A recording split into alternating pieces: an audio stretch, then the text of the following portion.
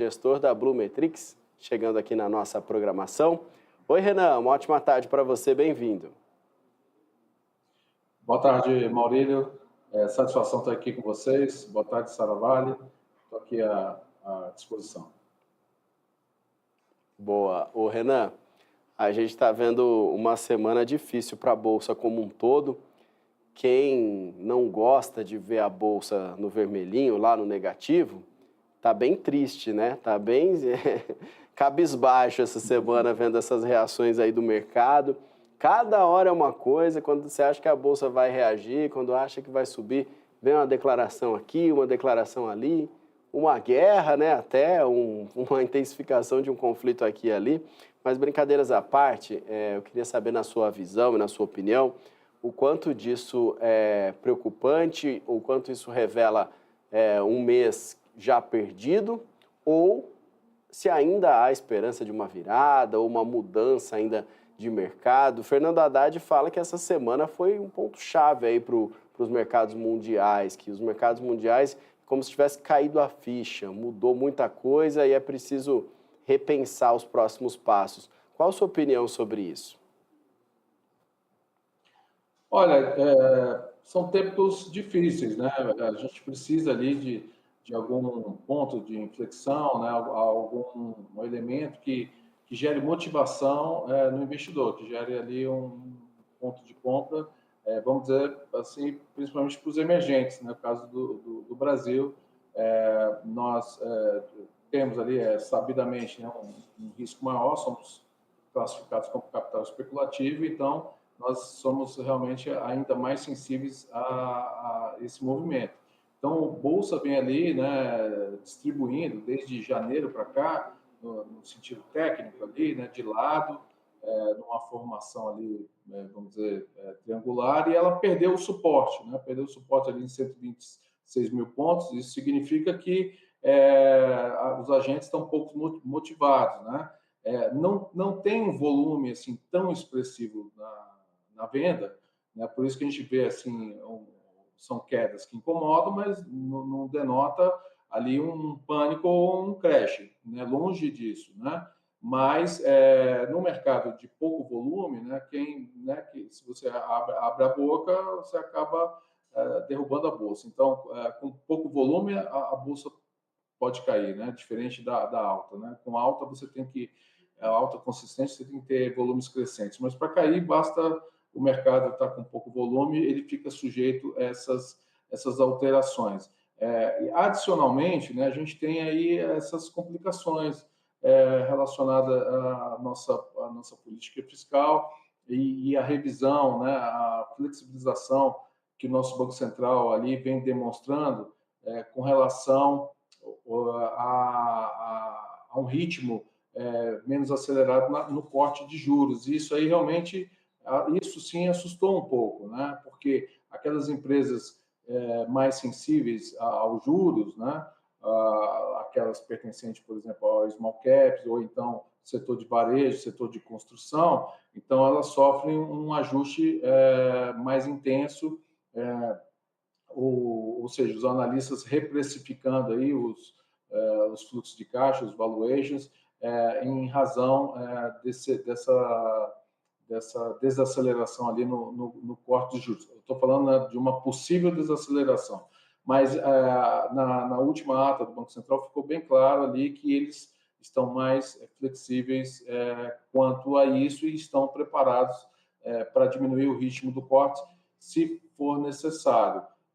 Do lado dos Estados Unidos, eu acho que eu já até pontuei aqui algumas vezes, a gente não pode trocar o menos importante pelo mais importante. O mais importante é que o próximo movimento é de queda, não da próxima reunião, mas o próximo movimento, seja né, em junho, que já não vai ser, a gente sabemos disso, ou que seja lá em novembro. Tá? O grande problema, quer dizer, o grande choque de liquidez poderia haver né, vamos dizer assim, numa coisa inusitada, né? Os Estados Unidos agora precisariam subir juros. Não é o caso.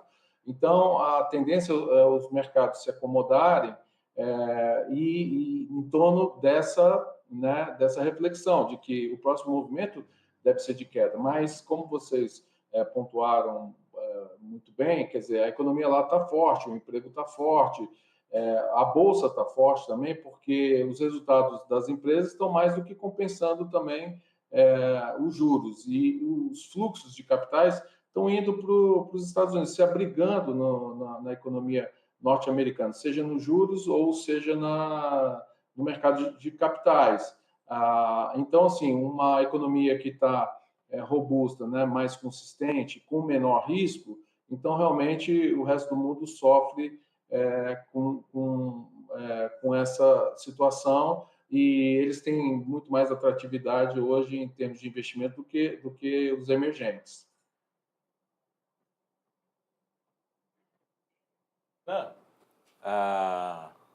Muito boa tarde. Prazer falar contigo.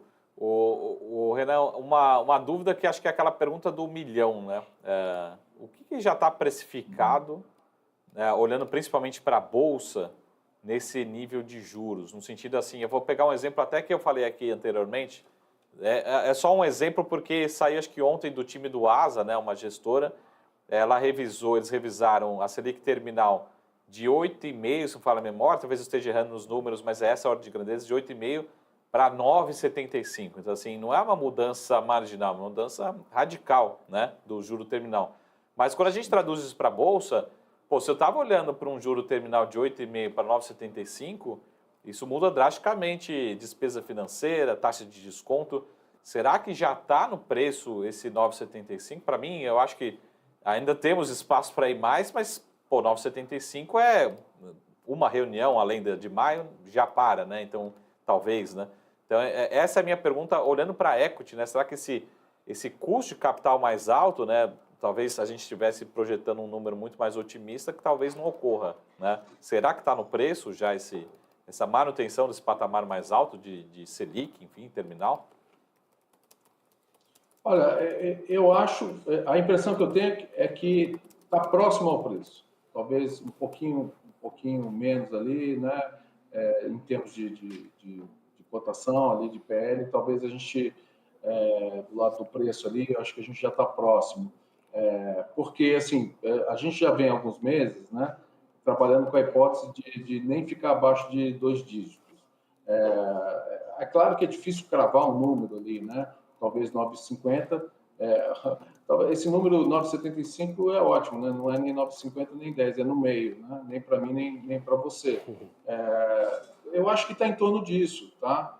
É difícil também cravar, mas eu acho que pelo contexto, dificilmente teremos motivação, o Banco Central vai ter motivação para cortar. Agora, em termos de bolsa, se a gente considerar que é um ano aí de lado, completamente de lado, quer dizer, você está acumulando forças, né? E quando você também olha o Ibovespa em dólar, a gente vê que a atratividade ela está bastante interessante, né? Geralmente você tem ali movimentos antagônicos ali, né? S&P geralmente subindo e Ibovespa ficando um pouquinho para trás, depois há uma correção, uma convergência de movimento. Dessa vez aquela boca de jacaré abriu, só que agora é uma boca enorme, né? Mas se você olhar para o dólar, ela ainda está maior ainda, né? Isso acaba quando você tem um desvio tão forte assim, a média gera atratividade. Então os PLs, né, na bolsa já estavam bem atrativos antes dessas quedas aí mais intensas. Então a gente está vendo um ajuste realmente marginal dos descontos, né, das taxas de descontos com essa abertura da curva de juros. Mas se a gente olhar ali historicamente, o acúmulo de força ele chama bastante atenção.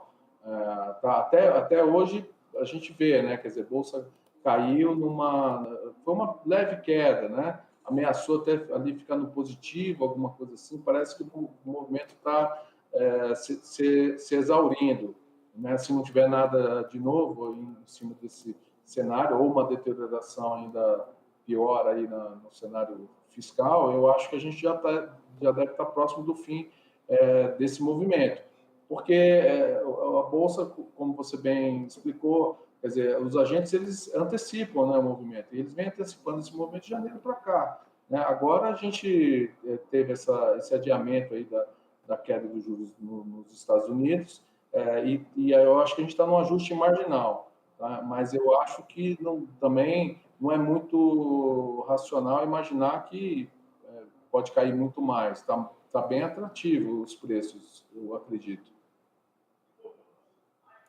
Renan, uma pergunta que não quer calar. Próxima reunião do Copom, definição da taxa Selic. O próprio Roberto Campos Neto ontem traçou os 4 cenários possíveis para essa próxima reunião. E aí o mercado, a partir de hoje, já passou a falar numa redução menor que 0,5%, que é o que está previsto desde a última reunião, é o que todo mundo estava no radar nos últimos dias e nas últimas reuniões também como um todo.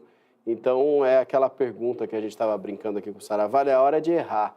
O que você acha que pode acontecer e se, de uma certa forma, vai ter uma expectativa maior para essa reunião agora do Copom, para a super quarta que vem aí em maio, se vai ter uma atenção maior a esses próximos movimentos e, principalmente, em relação ao que vai estar no comunicado e o que vai ser dito, né, Saravalho? Até Renan, para complementar, imagina, eu estou envezando um pouco a sua resposta, né? Mas imagina na quarta-feira à noite vem um corte de 25. Imagina o Lula ligando, o Gleisi ligando. Tem a preocupação, tem a pressão governamental ainda, né? Como é que vai ficar o ambiente, né? O Banco Central é independente, mas existe também essa proximidade, enfim, né? É verdade. Olha, eu acho o que você falou, né? Se pode errar, eu diria 0,25 pelo cenário, tá? Inclusive pelo último resultado ali do Tesouro. É como eu falo, né? Não é apostar contra, é que o governo, né? O tesoureiro, ele tem que dar uma sinalização, né? De disciplina fiscal, né? E essa sinalização ela vai sendo adiada a cada momento.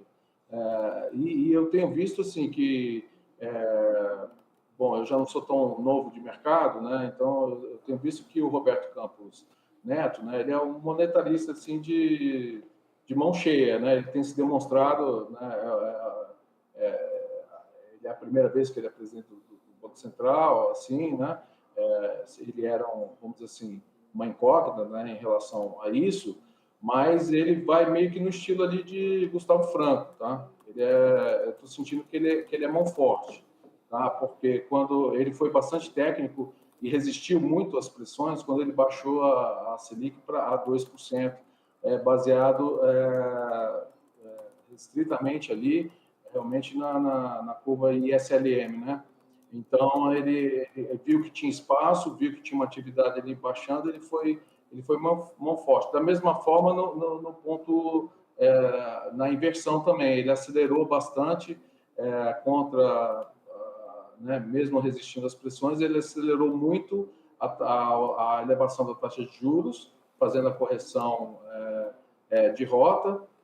Muitos consideraram um erro, eu já não, eu acho que ele foi bastante técnico, e eu acho que ele mantém esse viés técnico mesmo com essas pressões. Eu acho que ele vai respeitar o histórico dele, a consciência dele, é um sentimento, né? Claro, né? Eu posso estar errado, mas eu observo que ele não foge às boas práticas de gestão e ele não parece um banqueiro assim que está sujeito a pressões assim políticas. Ele é uma pessoa técnica que eu considero que ele segue ali as boas práticas. Apesar que temos que considerar que é um comitê, né? Temos outros elementos, a gente tem lá o setor no Banco Central, né, o departamento de inflação, que pesa muito, né? A gente teve a inflação também que veio a contento, né? O último número surpreendeu positivamente, tem que colocar na balança, né? A gente não pode simplesmente julgar dessa forma porque existem outros elementos, mas no que diz respeito ao comportamento dele, eu acho que ele mantém a posição dele de monetarista. Mais um último questionamento ainda, Renan, nesse sentido até, E talvez a situação lá nos Estados Unidos tenha uma pressão ainda maior, né? Porque lá nós estamos à véspera aí de uma decisão, de uma eleição bem disputada, provavelmente, com muitos focos de tensão. E por lá também há quem diga que essa redução da taxa básica de juros por lá seria favorável ao atual presidente, né? Já tem gente que indica que não, que a manutenção poderia beneficiar o atual presidente. Enfim, se o Campos Neto aqui se sente pressionado, eu fico imaginando o Jerome Powell. Sim, sem dúvida, não é uma tarefa nada fácil. A questão ali, eu vejo nos Estados Unidos, se a gente olhar ali janeiro, fevereiro, de fato, os números eles vinham convergindo, né? Eles vinham convergindo para a ideia de corte, né? Porque os núcleos ali no final do ano, no último trimestre Sim. da economia, os núcleos da inflação, principalmente, já estavam abaixo de 2% e a meta é 2%. O que ele fala ali, não, mas temos algumas sazonalidades, a economia está robusta, eles foram surpreendidos realmente com alguns dados excepcionais, mas a gente tinha, inclusive, até uma inflação menor, né, nos salários, por exemplo. Tinha um ambiente um tanto mais confortável. Agora, lá sempre fica aquela pulga atrás da orelha, né, como quem diz. Né, quem nunca teve hiperinflação, é difícil lidar com a hiperinflação. Por outro lado, eu acho que tudo tem um limite ali, né? Então, por exemplo, um juros mais alto do que esses patamares pode prejudicar bastante o sistema financeiro como um todo, né? Principalmente os bancos regionais, que já deram essa demonstração no ano passado, né, os saques, né, os resultados bem ruins, e os saques hoje a pessoa não vai na agência, ela saca no aplicativo, né, os recursos, ela pede liquidez no aplicativo e você tem muito evento de marcação ao mercado. Então, por isso que também eles afirmam quase que categoricamente que não deve ter aumento dos juros. Agora, sobre essa questão política, tá, também, historicamente, a gente teve, assim, acusações bem relevantes, bem graves, por exemplo, quanto à gestão na época do Greenspan, né? Que inclusive ele mesmo, né, no livro dele, ele acaba até relatando que ele errou, deixou a taxa de juros nos Estados Unidos baixa por um bom tempo, além do necessário, e acabou também impulsionando lá a crise de 2008. Já era diferente com o Bernanke, bastante diferente, que também viés bastante técnico, e o Powell eu acho que não está também tão suscetível a essas pressões. Até então, o discurso ele vem coerente. Ele não está mudando o discurso, os números que mudaram. Realmente, analisando os números, tudo realmente indicava realmente para um possível corte em junho. Então, não vejo isso nenhuma relação com algum tipo de enviesamento político. Agora, de fato, se a economia, se cai os juros, a economia fica ainda mais forte, é claro que isso é benéfico para o Biden, né?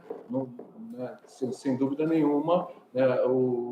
Em geral, né, o presidente quer que os juros fiquem mais baixos, né? Mesmo que ele não tenha para onde cair, seria bom que ele ficasse mais baixo. Isso é natural, né? Aqui, né, nem se fala.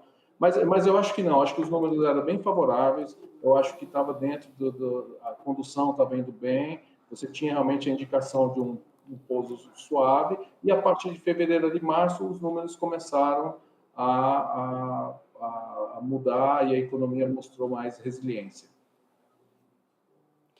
Maravilha, Renan. Muito obrigado mais uma vez por atender o nosso pedido e por estar aqui com a gente com as suas análises a respeito da economia como um todo. Um bom fim de tarde e um bom restinho de semana.